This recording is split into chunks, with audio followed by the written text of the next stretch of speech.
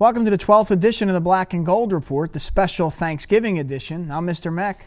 And I'm Mr. Barrett, and normally when we're here on Thursdays, we have some kind of game going on, but we do not this week because the winter season just began this Monday officially. On the 17th was the first PIAA start for practice, but next Thursday, fall season's not done yet. Next Thursday, obviously, is the Ridley versus Interboro game that will be held at South Avenue this year. The historic rivalry is going to be renewed, and this year it's going to be at Interboro at 10:30. And both Mr. Barrett and I don't even know if he's Mr. Barrett anymore with this beard here, but it's No Shave November. But we're really looking forward to getting down for the Ridley game. It's always a great experience. With all that said, as Mr. Barrett already said, Monday kicked off the winter sports season. Our swimming team headed out to Widener for their first practice. Our wrestling team, boys and girls basketball team, as well as our middle school teams. I'm missing a high school team. Wrestling. Everybody, and our indoor track season, both for boys and girls, kicked off. So Monday was kind of a really rambunctious day as all these teams began. And they're going to start quickly as this Saturday is the first PIAA scrimmage day, and our boys basketball team is headed over to Haverford High School for a 12 o'clock scrimmage over there. Our wrestling team starts their scrimmages next Tuesday at Upper Darby, and next Saturday our girls basketball team is at Haverford High School as well for a scrimmage at 10 a.m., and our boys basketball team is at Avongrove for a scrimmage at 1 o'clock. But in the midst of all that, we skipped the big one.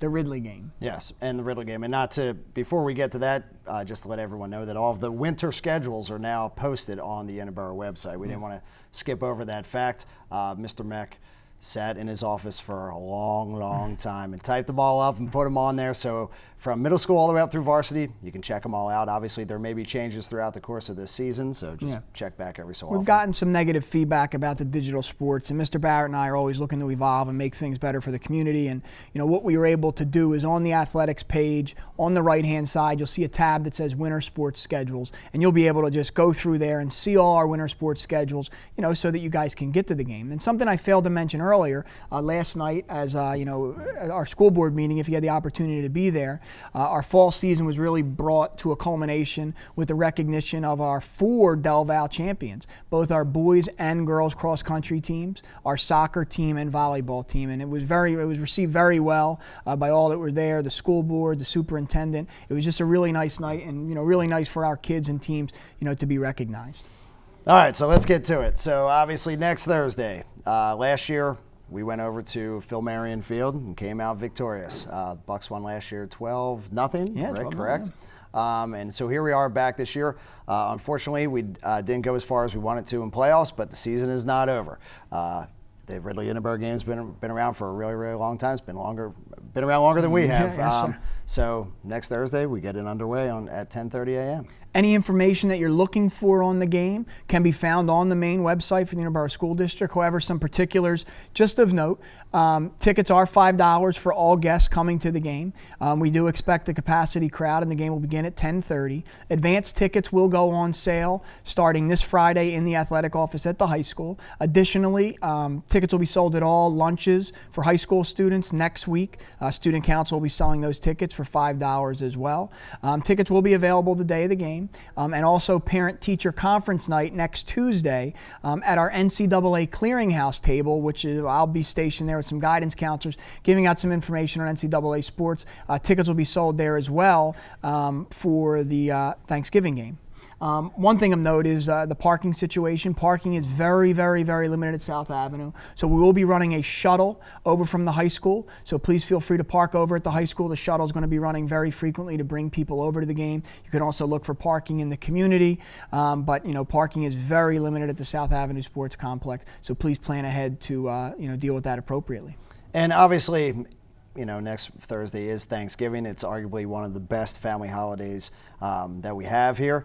And just keep in mind, while attending the game, to be respectful as to what's going on. Be responsible as well while you're there. Cheer on the Bucks. Be nice and loud and do all the stuff that we do really well here at Interboro. But again, just make sure you show the class and dignity that we fully expect at every single one of our athletic events. Buck pride and excellence. Yeah, this game is about the kids, and let's make sure that's the focus there, no matter what the result is. We understand this is a heated rivalry, but this is about the kids, and let's make sure that it stays about the kids.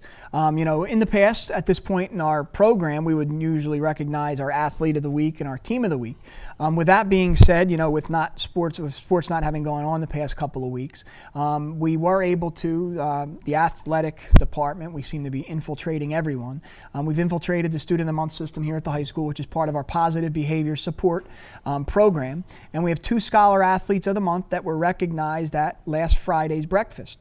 The male Scholar Athlete of the Month was Josh Encarnacion. And the female athlete was Annette Helmendaler. And these fall athletes will be up. There was a number of athletes that were nominated by their respective coaches, and the committee voted. The fall athletes that were nominated, and there are many male and females, they will stay nominated, and voting will resume for them again in December. And then as we move into January, our winter athletes will start to be nominated, so on and so forth. If you have any questions, give us a call up here at the high school or shoot us an email about the game or anything in general. You can check us out on Twitter at GoBuckSports, which we will be live tweeting from the Thanksgiving game. Additionally, something that is of note, if you cannot make it out to the game, there will be a Twitter link to a live radio feed of the game. Yes. So we'll be able to shoot that out there, tweet that out there, and you can listen to the game live, on the radio. Yeah. Also on Instagram at GoBuckSports. And other than that, that's all we got this week, right, Joe? That's it. I'm Mr. Meck. And I'm Mr. Barrett. We'll see you at the game.